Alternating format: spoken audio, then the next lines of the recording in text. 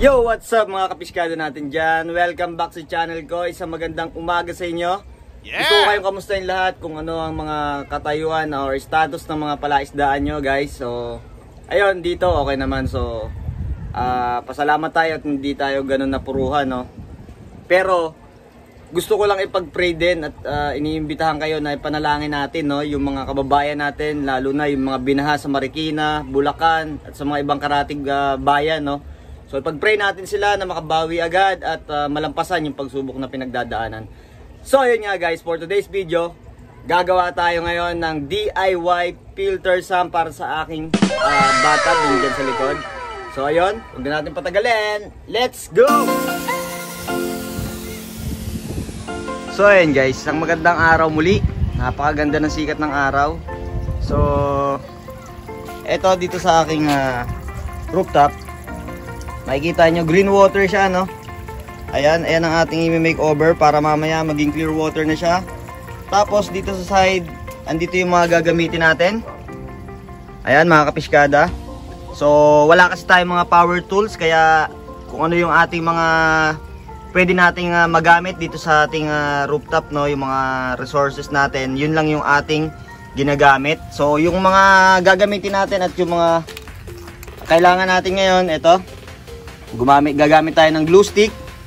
Ito yung mga pipes, blue pipe, elbow, tapos itong male and female. So ayan, pambutas, ito gagamit tayo, kaya may pang-init din tayo dyan, gasera. Tapos guys, ito yung ating magiging filter sump ng DIY, no? So ito yon, nabili natin siya, yun, may price na siya, 180 pesos. Tapos yung ating pinaka liner niya dyan, ito yung gagawin nating pangharang dyan. So nakagawa na rin ako dati nito. Tapos kailangan ko lang kasi ng extra para nga dito sa akin mga masterpiece na nandiyan dyan. Mamaya makikita nyo pag luminaw na yan. So ayun guys, balikan ko kayo. Ikakat ko lang muna to. Siguro mga 4 chamber ang lalabas nyan. Tapos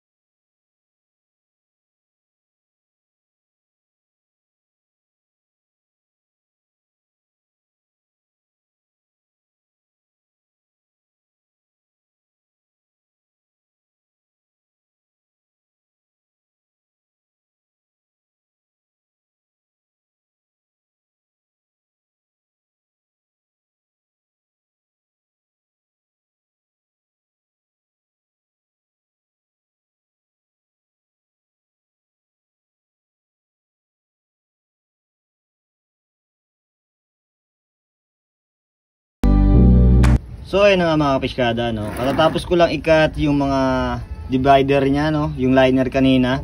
So dito sa project na to, hindi nyo naman kailangan talaga ma-perfect yung dito side kasi may mga ano yan, oh. May mga kantuhan siya. So ang magdadala na lang dyan is yung mga media, no? Nakita ko sa inyo, ayan. So pag na-position nyo na yan, i-glue stick na lang natin yung bawat gilid. Tapos magbubutas tayo dito. Diyan, para sa ating overflow mamaya. Dito. Ayan, dyan yan.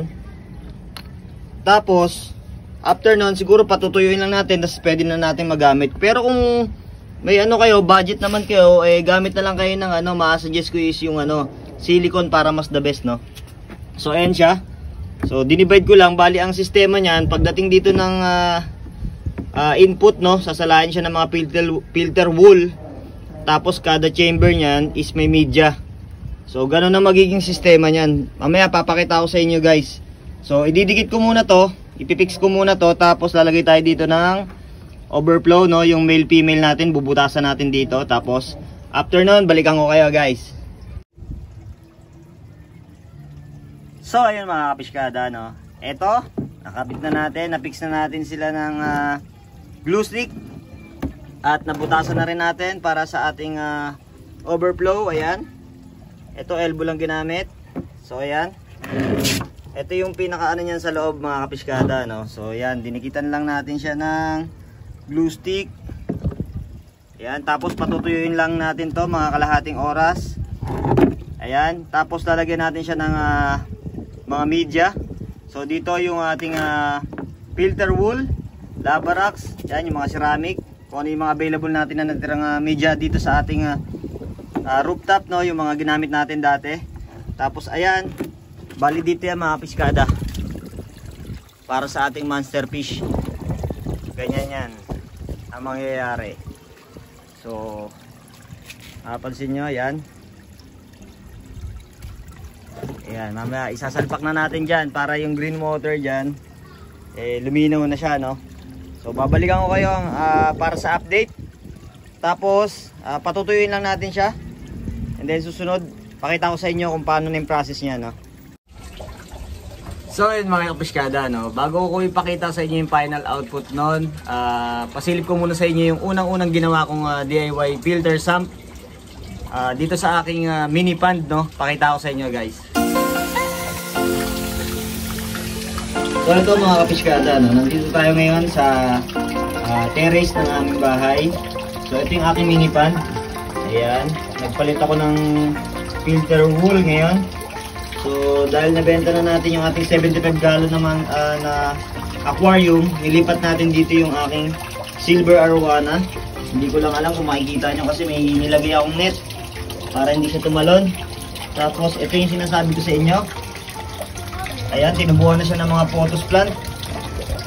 Ibig sabihin, maganda yung filtration na nangyayari dito, no. So ayan siya. So ito, kapapalit lang na ito. So 4 na chamber din yan. Ayan, may mga Lavarax. Puro Lavarax nga lang nilagay ko dito, pero kita nyo naman, malinis at malinaw yung tubig niyan, guys. Tapos ayan yung halaman, babawasan natin kasi mahaba na siya, kumakapit na sa mga ayan, tatanggalin natin para yun mamaya ilalagay natin doon sa panibago. So maganda rin kasi yung merong plants sa filtration para yung mga ammonia, no, mas nalilisin niya, pati yung mga nitrite, no. Ayan, tingnan natin kung makikita natin dito si Roxy. Silipin natin yung aking silver arowana. Ayan. Ano, kung nakikita niyo siya Roxy, nasan ka na? Ayaw niyo magpakita. Tapos hindi niyo rin makita, guys. Tempo natin dito kung dadaan dito sa Yan, no. Ito yung pinakailalim yan mga kapiskada. So ayan, yan, ganyan siya kalinaw, no. So malinis sa ilalim. Tapos ayaw niya dumaan dito. Sorry. Ayan. Ayaw niya dumaan. Ayun, hindi niya maaninag pero nandyan lang siya na malaki na. Ayan. So ayun, tatanggalin natin, bawasan natin yung plants dito sa ating filter sump. Ayan. So nakakonect lang yan dyan sa power head. So ito yung ganitong lagayan, pasulang to yung nabibili dyan sa mga market nyo. So ito rin yun, iba lang yung kulay. So ayan lang din yung pinaka ginawa ko lang is dalawang out, ano niya, overflow, ayan. So, ayan siya guys, ha. Ayan. Tapos yung unang chamber, dyan sasalain yung mga solid waste. Dadaan dyan, hanggang sa, ayan. Medyo madumi na nga ito, matagal ko nang hindi nalinisan, kaya kung mapapansin nyo, dami na siyang lumot. Ayan, ayan.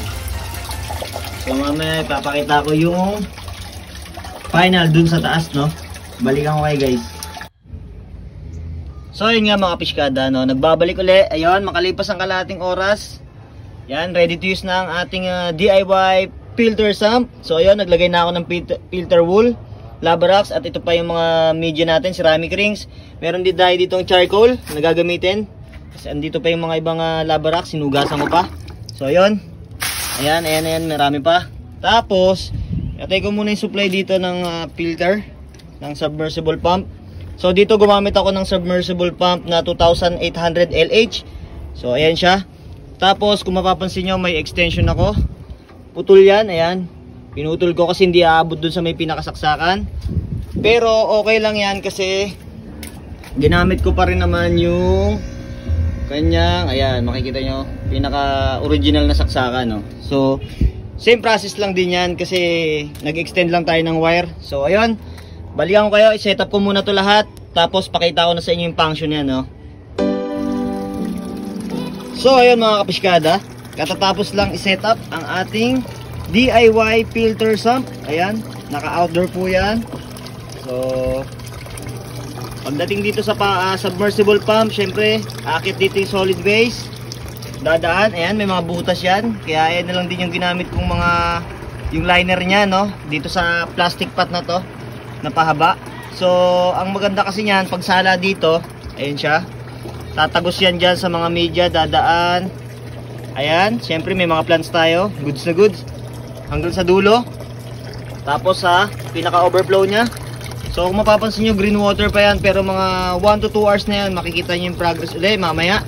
So pinakita ko lang sa inyo yung pinaka final resulta, no? Ayan siya mga kapiskada. So babalikan natin yan mamaya para sa progress, kung lilinaw ba talaga yan mamaya. So antay lang tayo ng ilang oras, tapos babalikan ko kayo. At ayun na nga mga kapiskada, tapos na naman ang isang project natin ngayong araw. Ayan, ang ating DIY filter sump, no, para sa ating bathtub pond. So ayun, muli iniimbitahan kita, kung bago ka pa lang sa channel ko, tama ikaw na nanonood ngayon, please like and share and subscribe, and click mo na rin yung bell para maging updated ka sa mga lalabas kong video. At ganun din, salamat sa suporta sa lahat ng mga walang sawang nanonood at tumatangkilik ng ating vlogs dito sa Piskada. Muli, salamat po sa inyo, at wag po kayong magsawa na sumuporta sa akin. Marami pa tayong ganap, marami pang mga video na mangyayari. So ayun, happy weekend sa inyo guys lahat. Ingat kayo at sana ligtas kayo ngayon kung nasan man kayo. Pray lang tayo, lahat ng mga nangyayari, lahat ng unos, malalampasin natin yan kasi si Lord hindi naman nagpapabaya sa atin, basta magtiwala lang tayo sa Kanya. So muli, salamat sa inyo. Susunod ulit, until the next vlog. Peace!